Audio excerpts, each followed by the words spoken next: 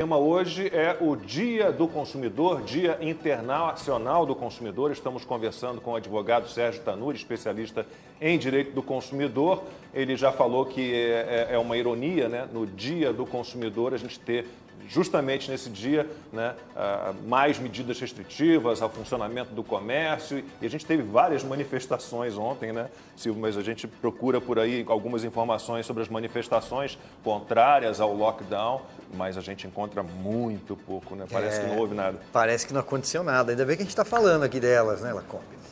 Pois é, o Constantino quer falar um pouquinho das manifestações de ontem. Não sei se você aí nos Estados Unidos, até aí chegou a você a informação de que houve? O Lacombe, só pelas redes sociais. E aí é o seguinte, né? O povo sai às ruas com a pauta que não é aquela que certos jornalistas desejam, eles fingem que não existe e aí eles ficam em casa. Aí sim, hashtag fica em casa, né? A imprensa dormia enquanto o povo acordava e gritava nas ruas contra as restrições, os lockdowns. Eu acho curioso, eu quero até mencionar o nome, porque eu acho importante, é alguém que tinha uma postura mais moderada, não era associado a uma militância esquerdista, como o filósofo Pondé. Há 4 dias atrás, o Luiz Felipe Pondé clamou pela ida do povo às ruas. Só que ele queria que fosse para pedir o impeachment do, abre aspas, assassino, que é o presidente da República, segundo ele. Aí o povo sai às ruas contra o governador de São Paulo, ou contra as restrições, ele foi lá e achou um absurdo o povo estar nas ruas. Ou seja, na verdade, o que essa turma não está gostando é da pauta que levou o povo à rua. Tem só um detalhe, porque além do estado de São Paulo, em Minas Gerais, na Bahia, né, em Salvador, onde houve uma enorme carreata, e sobretudo no Distrito Federal, em Brasília, o comparecimento foi muito significativo, foi muito simbólico. Se a gente pensar que estamos aí há 1 ano vivendo uma pandemia, tanta gente ir simultaneamente às ruas foi realmente uma grande novidade. Como bem disse o Constantino, já que a pauta não agrada a determinados setores da imprensa, ou majoritariamente o mainstream, a grande mídia, ela foi simplesmente ignorada. Mas aqui nesse programa a gente não ignora, não é mesmo, Lacombe? A gente não é aquele tipo que acha que democrata é quem pensa como a gente e totalitário ou autoritário é quem pensa de forma diferente. Então aqui a gente fala. Até porque cá entre nós, né, Lacombe, a turma tentou também passeatas recentemente, só que não conseguiu levar ninguém para as ruas. Foi o caso lá do MBL, não levou ninguém. Foi um fracasso, um fiasco total. E olha que curioso, né? Quando o pessoal aqui nos Estados Unidos, por exemplo, do Black Lives Matter fazia manifestação, aí a imprensa aplaudia e depois saíram até estudos, vejam que coisa curiosa da ciência, né? De que não tinha aumentado o contágio, ou seja, é um vírus ideológico. E quando foram ver a festa e a aglomeração democrata após a vitória do Joe Biden, teve até um jornalista no Brasil que se confundiu, coitado. E ele falou aglomera festa, né? Porque aí, nesse caso, não é aglomeração, a gente sabe que é um duplo padrão escancarado. Eu me lembro das manchetes. Black Lives Matter não provocou, nenhuma delas provocou aumento de contaminação. Comícios do Trump aumentou terrivelmente a contaminação pelo coronavírus. Bom, já que somos um programa democrático, então deixa eu me pronunciar. Eu não fiquei sabendo das manifestações de ontem, mas já que vocês estão me contando que elas aconteceram... Você está lendo os veículos errados. Eu estou brincando, gente, é uma ironia, ok? É uma ironia. Avisa que você está brincando, é uma ironia. Por favor. Não, vou avisar que eu estou brincando, é uma ironia, tá? Uma brincadeira.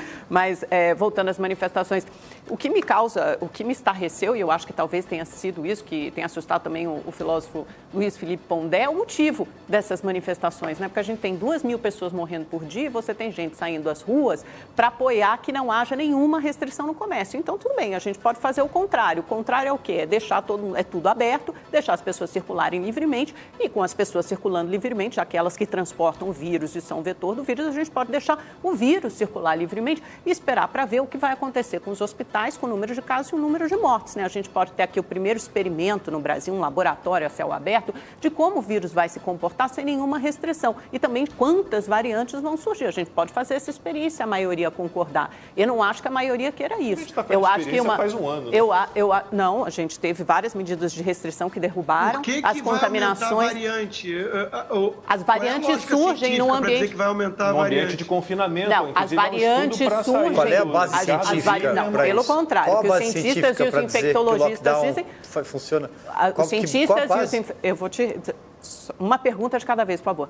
Os infectologistas cientistas dizem que as variantes surgem justamente no ambiente de disseminação do vírus sem qualquer tipo de controle, que é o que acontece no Brasil caso não haja nenhuma medida de restrição. Eu acho muito pouco solidário e empático as famílias ou as vítimas, ou as famílias que perderam parentes recentemente e que estão sofrendo, os hospitais que têm fila por leito de UTI, você sair para protestar. Amanhã pode ser você, pode ser um parente seu também. E não é só para pobre que isso acontece, não. É para rico também, porque os hospitais particulares aqui em São Paulo, aqueles mais famosos, estão lotados. Agora, que o lockdown funciona, a gente pode olhar, por exemplo, aqui do lado mesmo, no estado de São Paulo, em Araraquara, e ver que desde que as medidas de restrição, distanciamento extremamente duras, muito mais duras, aliás, do que as que acontecem no estado de São Paulo e na maior parte do país foram implementadas, o número de casos recuou e o número de internações também. Então, é só ver o que está acontecendo aqui em Araraquara, aqui do lado. Podemos olhar para Portugal, também para o Reino Unido, há inúmeros exemplos. Mas a gente olha aquele velho mapeamento, né, de contaminações, você não vai encontrar o comércio que cumpre protocolo, o restaurante que cumpre protocolo, o bar que cumpre protocolo, entre, né, os ambientes em que mais se dão as contaminações. Você não vai encontrar, você vai encontrar no transporte público, por exemplo. E quanto a isso, pouco se fala, a gente não tem um combate em relação a isso. Quanto ao lockdown, a gente sempre fala dessa tabela, se você for olhar ali, mortes por milhão, todos os países que a gente tem. Se você tivesse lockdown como uma fórmula mágica para solucionar tudo, os países que fizeram os lockdowns mais pesados não estariam entre os que têm mais mortes por milhão. Bélgica, Portugal, que você citou, Alemanha, Inglaterra, Itália. Então, não há base científica. Mas o Lacombe, essa curva está se invertendo. Nos últimos 7 dias, a média móvel de mortes por milhão, por exemplo, o Brasil já passou os Estados Unidos. Nossa, a gente tem uma mosca chata aqui, com licença. Na média móvel de casos também, a mesma coisa. Dos últimos 7 dias, a média móvel de casos. Também o Brasil está em primeiro lugar. Então, a gente tem que olhar para onde essas curvas estão indo. E é verdade isso que você falou, no restaurante, nos bares, as pesquisas que foram feitas, acho que principalmente restaurantes, não são um grande lugar de contaminação. O problema é que é o seguinte, você chega a um nível de circulação de vírus e número de casos tão alto que você, infelizmente, tem que fechar e restringir tudo para diminuir, de fato, a circulação das pessoas. Porque a pessoa que vai ao restaurante, ela deixou o carro no manobrista, ela vai conversar com o amigo, ela vai conversar com o garçom. Então, em todo esse circuito que ela vai até lá, que ela volta para casa, ela passa em outro lugar. Então, tem aquela ideia de que a vida é normal e de que as pessoas podem circular normalmente. Mas aí você abandona essas pessoas que são atingidas por esses fechamentos. Isso é muito cruel. É verdade, não, exatamente. Isso é muito cruel. E aí tem um ponto... Acho que o Rodrigo está falando também. Já que a Amanda lançou mão de um argumento que, para mim, soa um tanto sensacionalista, que é quem está saindo na rua se sentir quase culpado pela morte de pessoas, famílias que perderam, deixa eu perguntar se a Amanda está disposta a ir nas comunidades mais carentes explicar para o garçom que ele não tem o que comer enquanto que o nosso salário pinga no final do mês, né, porque ele não pode trabalhar. Então, eu acho que a gente tem que tomar algum cuidado com o tipo de argumento que a gente quer usar para causar um impacto emocional, Amanda, porque as pessoas estão morrendo e sofrendo por outros motivos que não apenas a pandemia, sem falar que não há essa robustez toda científica para esse tipo de medida. Os transportes públicos continuam lotados, a Argentina apresentou resultados péssimos com um lockdown muito mais intenso que o nosso, então não há a prova sequer de que essas medidas drásticas que ferem totalmente as nossas liberdades funcionam. Agora, não obstante, nós temos o outro lado da equação que é sempre ignorado por quem é servidor público ou quem faz home office ou quem está saindo para trabalhar, sabe-se lá por quê, se muitas vezes sequer é considerado essencial o trabalho. Rapidamente para a gente não, muito brevemente, só eu vou complementar, na verdade, a fala do Rodrigo, ela vai totalmente ao encontro do que eu ia dizer, é que quando a gente fala, por exemplo, no estado de São Paulo, Amanda, a gente está falando num estado de 44 milhões de pessoas, o maior da federação. São Paulo é um país, na verdade. Então, quando a gente fala assim, fiquem todo mundo em casa, vamos fase roxa, fecha tudo, toque de recolher. Pela primeira vez, o governador João Dória, escutei ele fazendo uma declaração hoje pela manhã, numa entrega de vacinas do Instituto Butantan, ele admitiu a palavra toque de recolher, que ele mesmo negava há pouco tempo atrás. Então, assim, o que acontece é que eles vão mudando os apelidos, as cores das faixas, e, na verdade, o que eles estão fazendo é, sim, um lockdown no estado de São Paulo. E num estado com 44 milhões de pessoas, é muito complicado você pensar na pessoa que mora lá na periferia, num teto de zinco, dentro de um barraco, que precisa acordar para vender pano de prato para levar o almoço para casa, que tem 5, 6 filhos, que alguns sequer estão indo para a escola. Então, bem, é muito Silvia, difícil essa pensar mesma nessas pessoa pessoas. está esperando na fila do hospital também. Eu sei, Amanda, a gente tem muita solidariedade, mas então, para eu não me alongar aqui, o que o Rodrigo falou é verdade. As pessoas que estão indo para a rua estão se sentindo culpadas de estar indo para a rua, porque, olha, você é culpada pela morte de alguém. Não, ninguém é culpado por nada. As pessoas precisam viver. É claro que cada vida importa. Eu não estou aqui sendo contra a vacina ou sendo contra... Eu só acho que esses lockdowns, eles já se mostraram ineficazes e eles não levam em conta a diferença demográfica de São Paulo, do país, a diferença econômica das pessoas que não têm condições de comprar comida. Elas precisam trabalhar para comprar comida do dia. Quem tem que providenciar isso com programas de cobertura social e de apoio a essas famílias é o governo, em todos os seus níveis, o governo federal e também os governos estaduais e municipais. Por isso que a gente tem um auxílio emergencial e por isso que a gente tem que ter imediatamente outros programas de socorro econômico para salvar empregos, para dar crédito aos microempresários, micro e pequenos empresários, para atrasar o pagamento de impostos ou então até para perdoar o pagamento de alguns desses impostos e dessas contas. Eu concordo totalmente com você. Não adianta você fazer lockdown se do outro lado você não dá, minimamente um amparo a essas famílias, riqueza um apoio a essas famílias. Riqueza não brota do solo nem mas cai o do céu. Estado tem que agir, são medidas riqueza, Amanda. O Estado tem que agir, o governo federal permitiu, por exemplo, eu tenho uma empresa que é simples, permitiu que a gente pagasse com 6 meses de atraso os impostos. Isso não foi feito em municípios, não foi feito nos estados. O governo federal diminuiu o PIS/COFINS dos combustíveis. 18 estados do Brasil aumentaram o ICMS dos combustíveis. Então, é uma situação muito complicada. Aliás, uma pauta interessante que a Amanda trouxe sobre as variantes, né? Tem um estudo para sair, já está em pré-print, do Flávio Cadejani e Ricardo Zimmermann, que a gente já entrevistou aqui no programa, que mostram que o confinamento provoca o aparecimento de variantes. Então, a gente precisa ampliar um pouco a discussão e a solução tem que ser sempre equilibrada. Deixa eu trazer de novo o Sérgio Tanuri para a nossa conversa. Tanuri, falávamos aqui das manifestações que houve neste fim de semana, contrárias ao lockdown, né? E a gente teve uma manifestação forte, acho que foi a maior de todas até agora, diante da porta da casa do governador do estado de São Paulo, João Dória, pedindo inclusive a renúncia dele. E eu queria que você analisasse algumas situações que a gente tem em relação ao consumidor. Então vamos lá, começando aqui por São Paulo. A partir de hoje, eu posso morar ao lado de um restaurante, pode ser no pé do meu prédio ali, a uma quadra.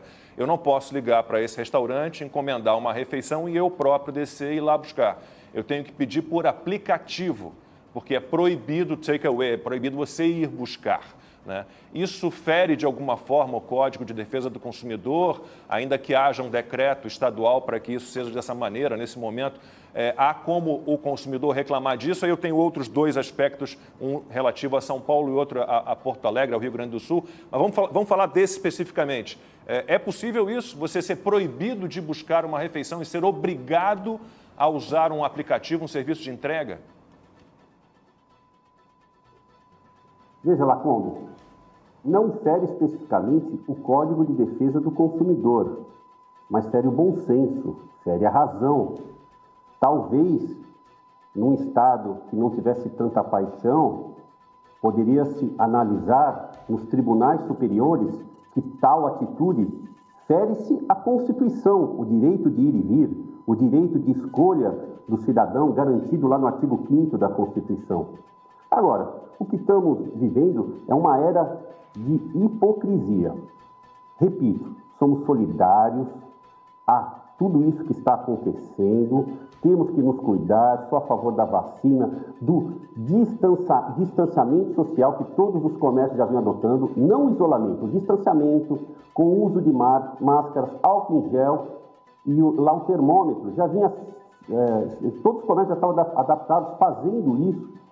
O que está sendo feito está levando a manifestações fortes aqui no estado de São Paulo, que o povo quer trabalhar, o consumidor quer consumir, sempre respeitando o distanciamento, não o isolamento, porque vai faltar comida na mesa dos consumidores mais pobres, dos trabalhadores mais pobres, entende? Essa turma do fica em casa, que fica em casa pedindo comida por aplicativo, vendo os lançamentos da Netflix, mas exige que o porteiro do prédio venha trabalhar. e que a sua empregada doméstica venha trabalhar com os ônibus lotados, com o metrô lotado. Então, não tem coerência. Lacombe, eu sempre assisto o programa de vocês, eu sou muito fã de você, da Amanda, do Silvio e do Constantino. Vocês falaram outro dia, na semana passada, que o grande problema são os transportes públicos.